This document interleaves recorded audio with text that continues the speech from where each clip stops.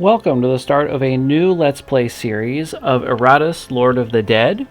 This is a dark, turn-based combat game in the vein of Darkest Dungeon, if you're familiar with Darkest Dungeon.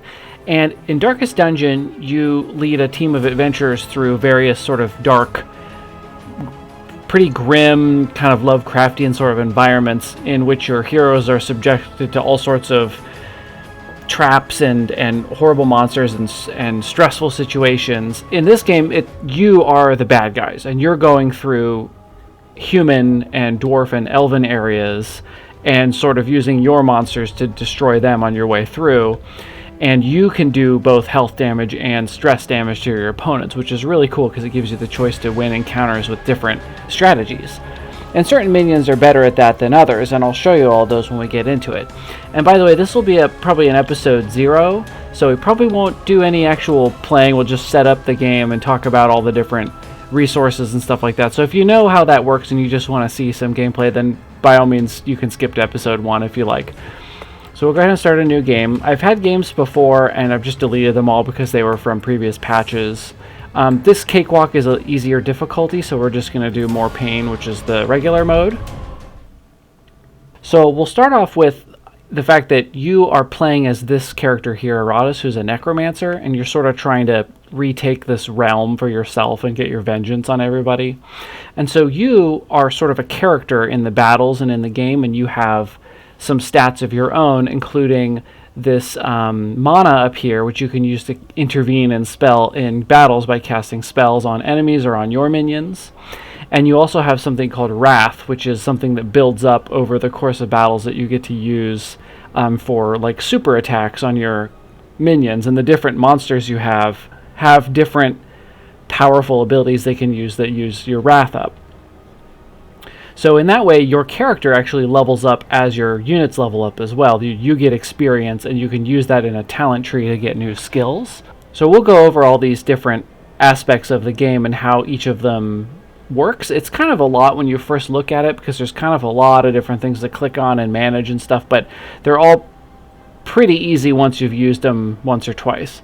So we'll start with your monsters. So down here, we have these 16 slots for monsters. And so these are, when you go into a dungeon, you'll pick a team of 4. So if you have multiple teams of 4 set up, you can grab one or the other one, whichever one you feel like is most suited for the job. But right now, you only start with these 4. So we start with this Dark Knight. This is sort of a tank character who has some stress damage abilities. We have this zombie who's sort of an artillery type unit. He's got this big cannon.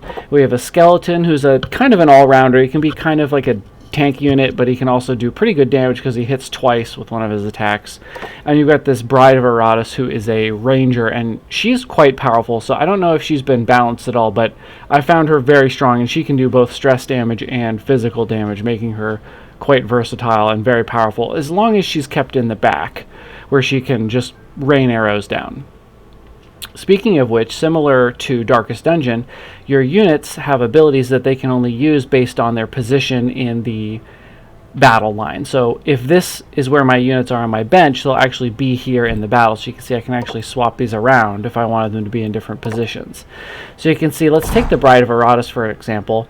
She has this chest piercer, so you can see the skulls at the top that are highlighted. She has to be in one of the back 2 positions to use this attack, and she can harm any of the 4 spots that the enemies occupy. You can see by the lit up little red helmets. So there's a physical attack that does damage, physical damage 23 to 28, and a critical hit will deal extra damage. She has this Flames of Love ability, so this is magic damage, you can see, because the color is different. So this is physical damage, red, and this is magical damage. So this is igniting somebody. It's still damage, but enemies resist physical and magical damage differently, as well as stress damage. So this is a position, if she's in position 1, 2, or 3, she can use this on any of the enemies. She has an Overwatch attack that she can deal damage to a unit if they try to move, and it will, I believe it stops them from moving as well. Let me see if you have to upgrade for that. No, I believe this stops them from trying to move, which can be very helpful because sometimes enemies you work really hard to get a caster into the front lines, and then they try to scoot back out of the way. You want to keep them from doing that.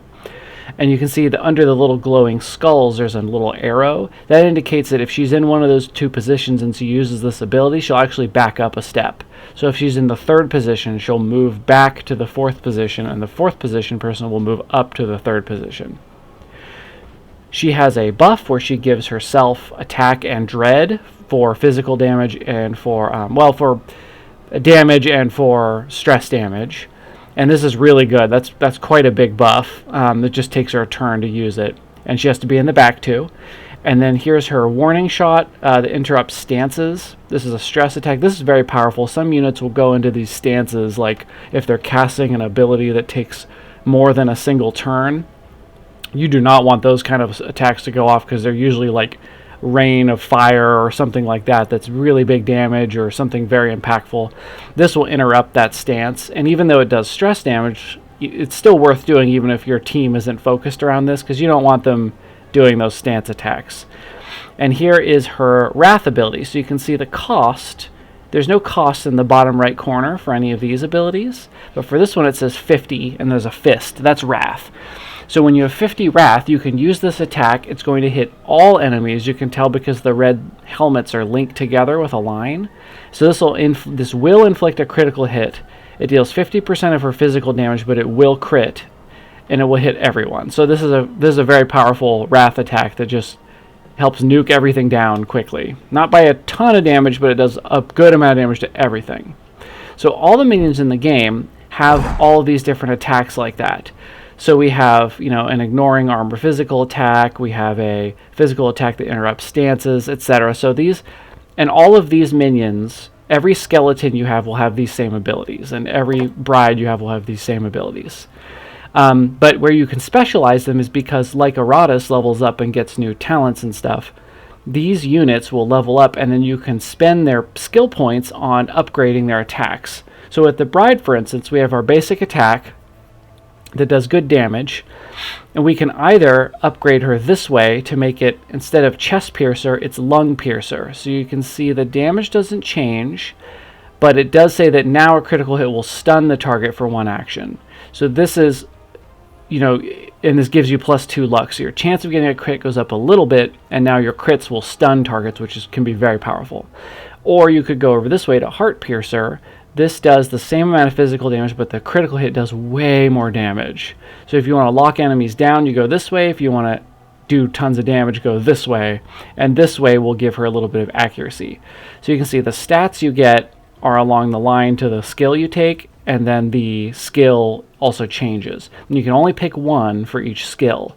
So if I was building her to be, say, maximum damage with crit, I would want to get, say, this one.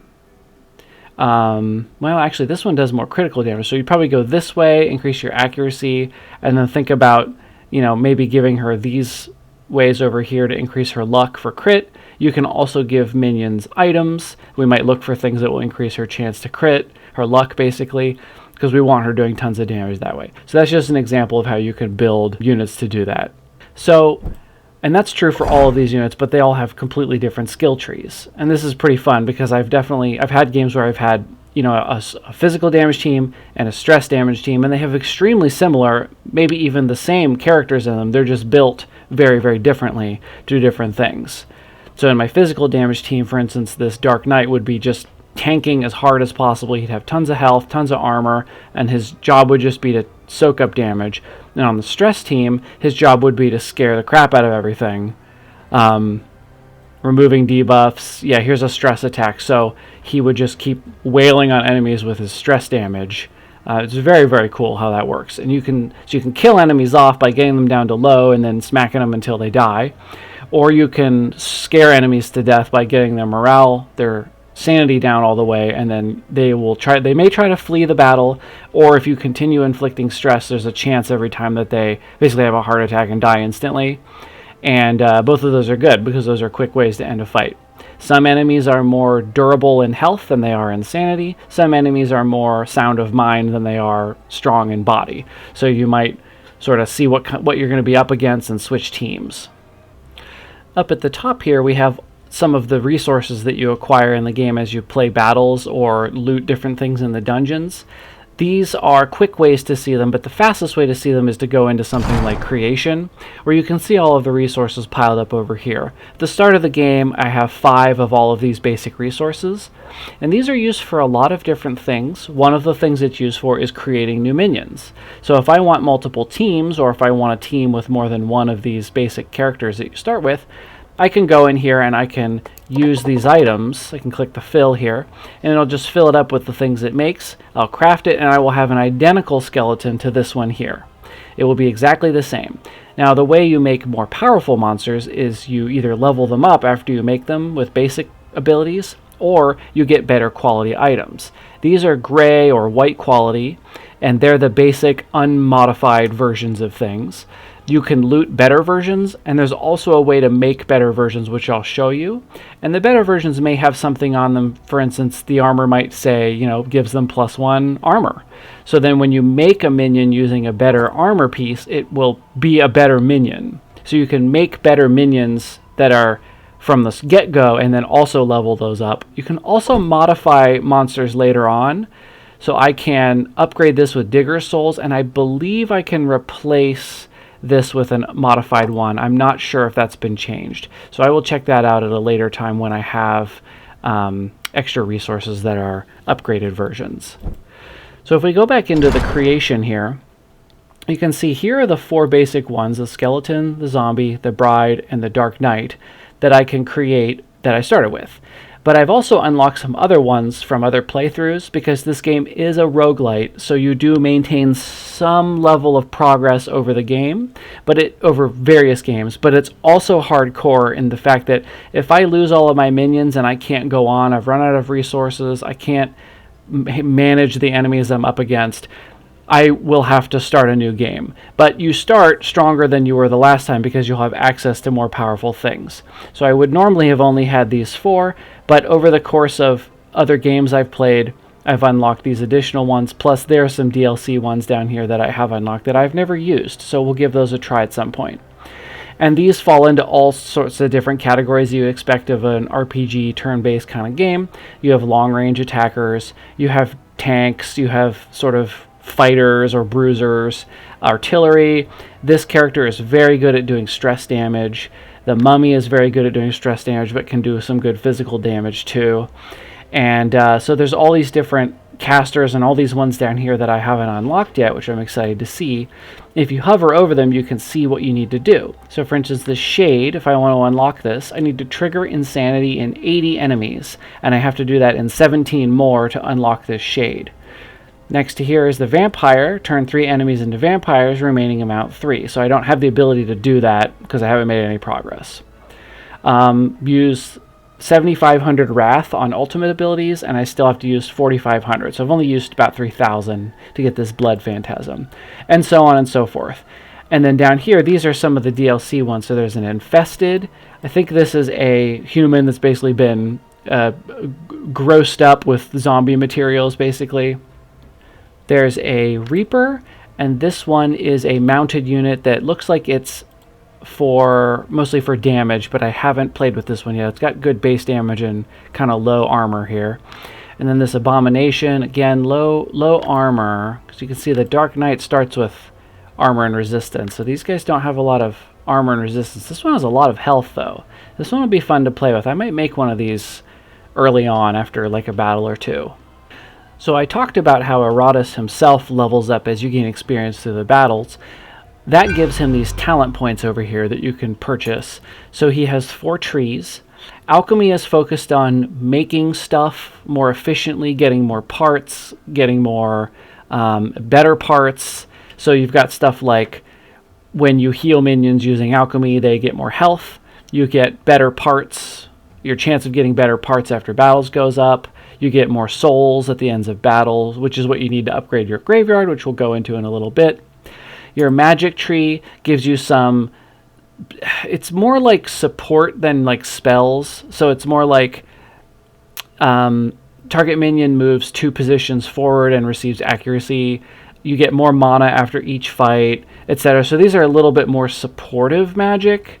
And by the way, your magic doesn't come back after each fight. It only comes back a little bit at a time. So if you're using more mana than you're regenerating in each fight, over time you'll find yourself in a bit of trouble.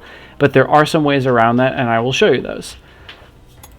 Ire is sort of similar in that it's like buffs, but more like offensive buffs. So this is like every time a minion misses with an attack, you get Wrath. At the start of a turn, a minion gains 2 initiative if I have at least 25 Wrath stored up. This is a pretty good one, to be honest, because I have good Wrath most of the time. I don't like to spend it without being sure it's a good use of it, etc. So this is, all minions receive 3 attack. This is just on all your minions all the time, which is just a passive buff. So that's really good. And then Destruction is the flashiest. This is spells that deal damage. So here's just a big chunk of damage. And then you have something called Spell Power, which right now is just 0. I think it's down here. Yeah, 0 Spell Power. So Spell Power would increase the amount of damage this does, but right now I have none. So this is just a bunch of damage for 9 mana. Here's a dot, so it does 4 damage, and then 9 per turn. So 22 total over 2 turns for 7 mana. And then here's some physical damage twice to a target. And then here's damage to 2 enemies at positions 1 and 2. So you've got buffs to your economy, buffs, supportive buffs, debuffs for the enemy, or buffs that sort of make you more offensive. And then these are like direct spells you cast on things, particularly the enemies. Over here we have Alchemy.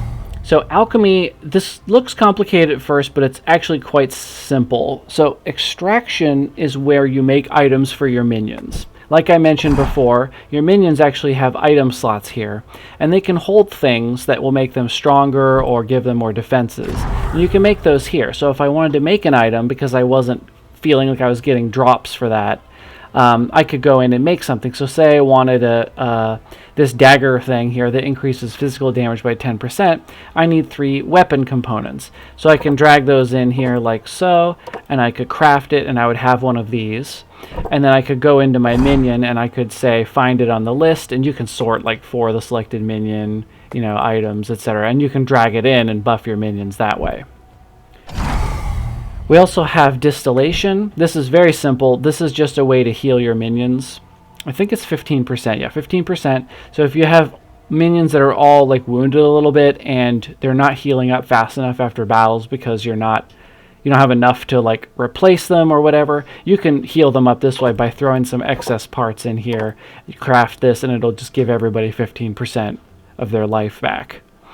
Calcination is similar, but it's for mana. So you restore 20 mana by just sacrificing, 3 parts. Say you have way too many of some things. Just throw them in here, get some mana back.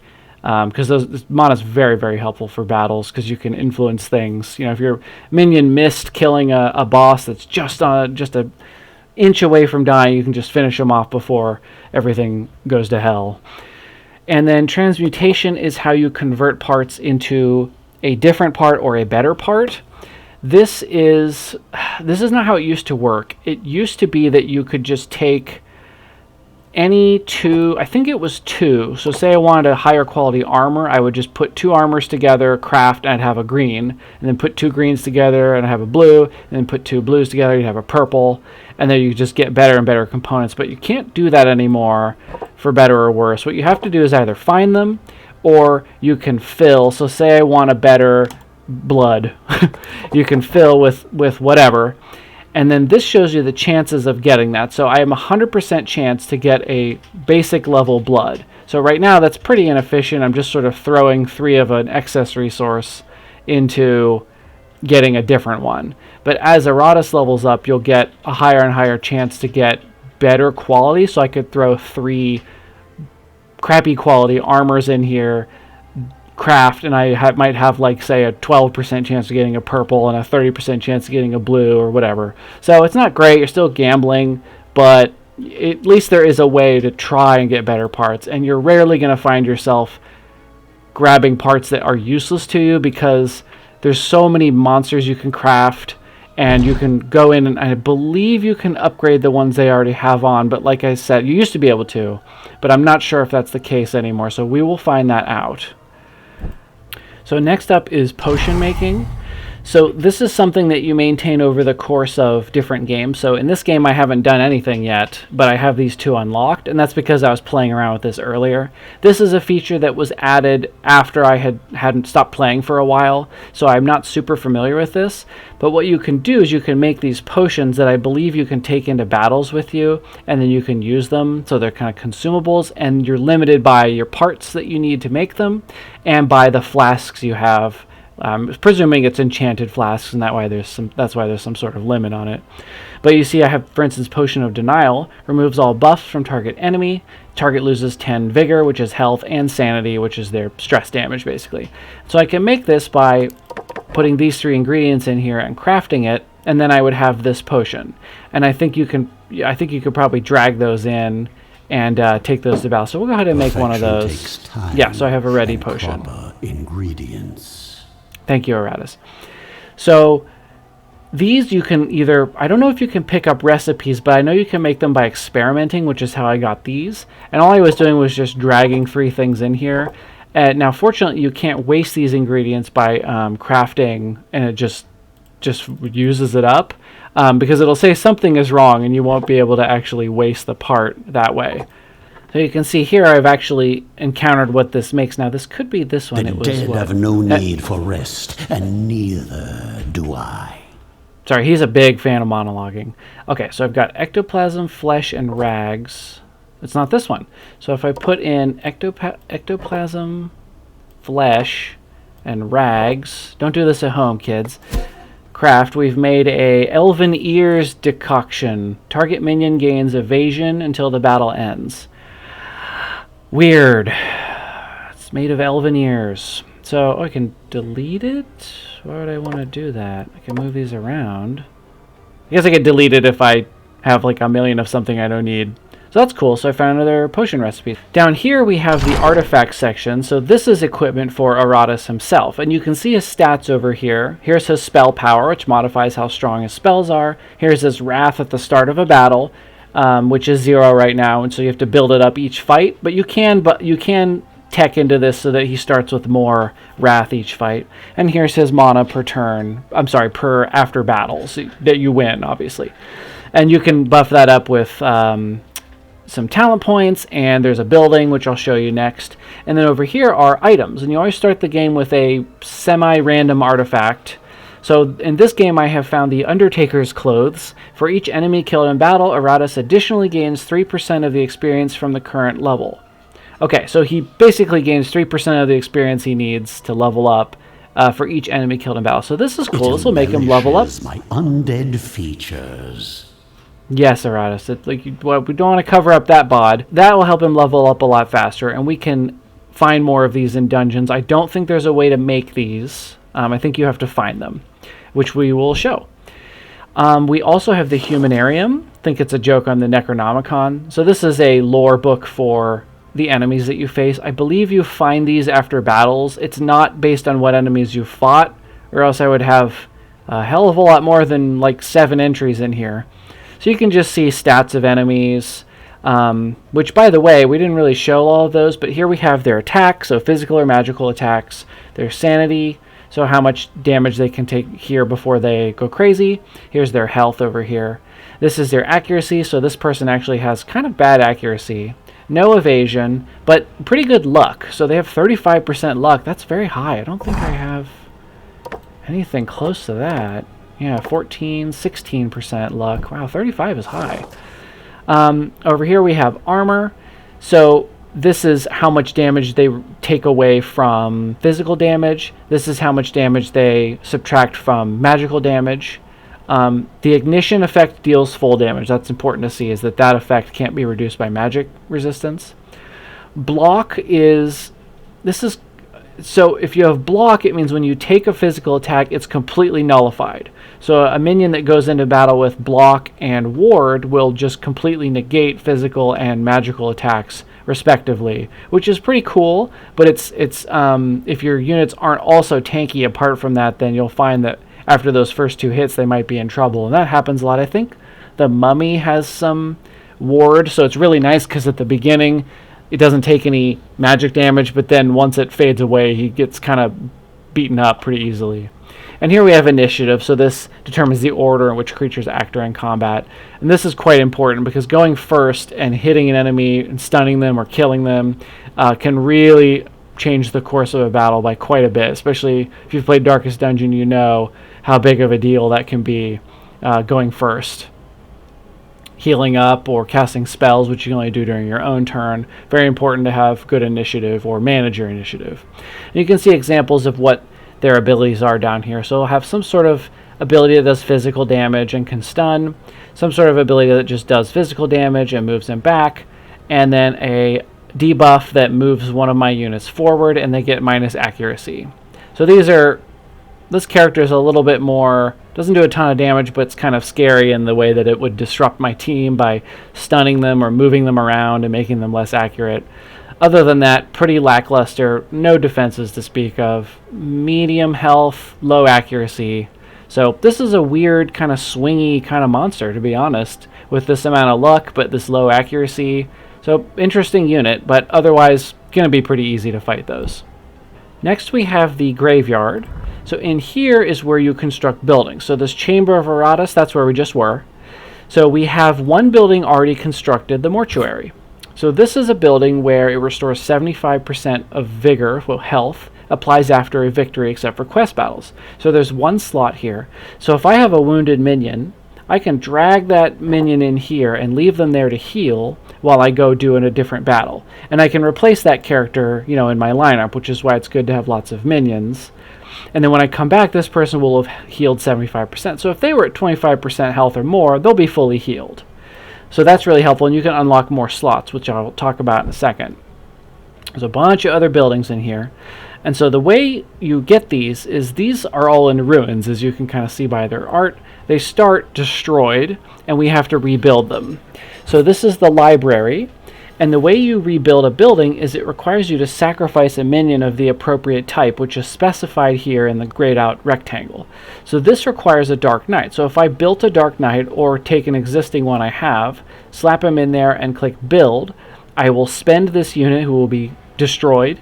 I will spend my digger's souls, which are basically construction materials, and I have those up here. You get those after battles. So I need 25 of my 30, and I would build the library. And then the library would have, similar to this mortuary, it would have open slots, and you would need to drag a minion in there to basically work in that building while you're off doing your battles, or it doesn't do anything.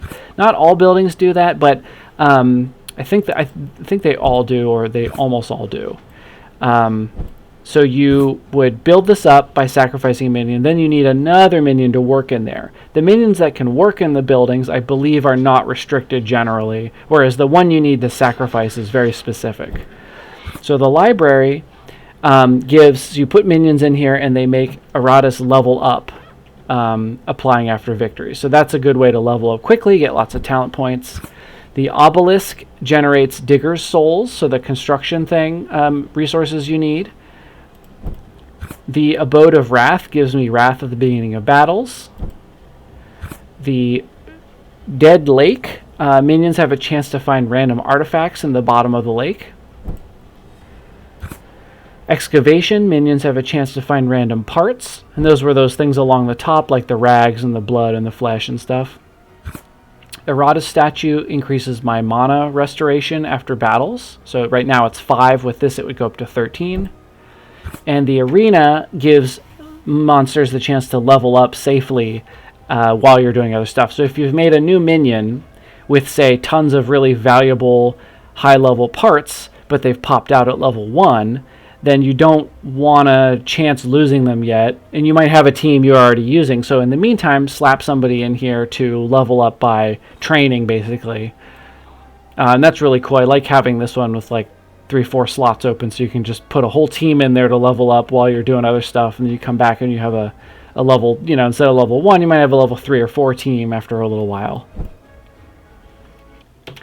And then the last feature that we haven't talked about is the dungeon map itself. So the first place we're going to start is basically the dungeons that were filled with criminals, and these sort of criminals and slaves are the ones mining, and that's the location that's closest to us, so that's where we start our conquest. So you can see this is the first place. And so this game is played on this map, basically, where you travel around and you hit different sorts of nodes, and then when you come to forks in the road like this, you have to pick a direction to go, and you can't go back the other way. You'll be familiar with this if you played something like Slay the Spire or a lot of those other kind of similar roguelike games that have been coming out lately, where you pick a direction and kind of have to go with it. Monster Train has that. There's a bunch of those. So there's all these different sort of nodes that we can encounter on this map, which can get pretty big. Yeah. Pretty big. So we have battles, and they show you a preview of what you'll be fighting. And sometimes it doesn't show everything, like here. You know you're going to be fighting one of those long-haired guys, but you don't know what else is in there. Here's a sacrificial altar. You can put a minion in there, kill them, receive items and random consumables or parts.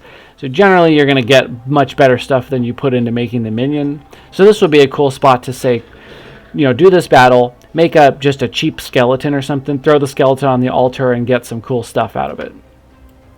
So we've got another battle. Over here we have a soul spring. We can collect digger's souls. So this is just a little vault of this sort of construction essence. Here we have a place where we can either give mana to Iratus if we're low on mana, or give health to our minions if our teams are getting low of health. Over here we have an ancient coffin filled with items, and I think items, they mean they're things for your units to hold, not for Iratus to hold. Iratus holds artifacts. Here we have a container of records of past battles, which can be used to raise the level of minions or Iratus. So if you need your team to level up, you can give them a boost, or you can give yourself the boost. Up here we have a mythical chest containing artifacts. That's really cool. We have a grave containing dormant minions. So you can open this up, and generally you'll get I don't know if it's random, and I don't know how it figures out what level and stuff they should be, but it's usually, I'm guessing it's going to be close to whatever you are, or you should be at the time. So I imagine I won't have like super powerful minions popping out of here, but it's still free minions if you end up going that route. Here we have a quest. So this will be a text-based... The larger the pocket of resistance, the more bodies for me to harvest. That's true, Iratus, but your army is small, so hang on a second. So over here we have a quest. Now this will have a text-based sort of, almost like a text-based adventure sort of thing. A lot of them end in fights anyway, but if you have certain minions on you, they might be able to do certain things. Like I remember I had one where if I had a zombie in the active party, then they could dig through a certain thing, and I got a reward. And if I didn't, I would have had to fight like the miners or something that were there. Over here we have cultists. They will gift Iratus with random consumables or minion items. And then I think the only other things to show are there are mini bosses. Here we go. So this is an elite squad. So I have at least one more minion that's more powerful than usual. And then I think that's all of the different types of nodes, except of course for the boss at the end. So you can see there's some sort of, it looks like a caster of some kind, and we don't know what else she has with her. And then here's the exit, and that'll go to the next area. So we start in the mines, we go to the dwarf tunnels next, mercenary barracks, catacombs, the cathedral, and then the cemetery. So that's how the map works. So you start way down here, and the map looks really, really big, but you'll only be taking one path. You can't go back, so it's not quite as big as it looks, especially since they're not all battles.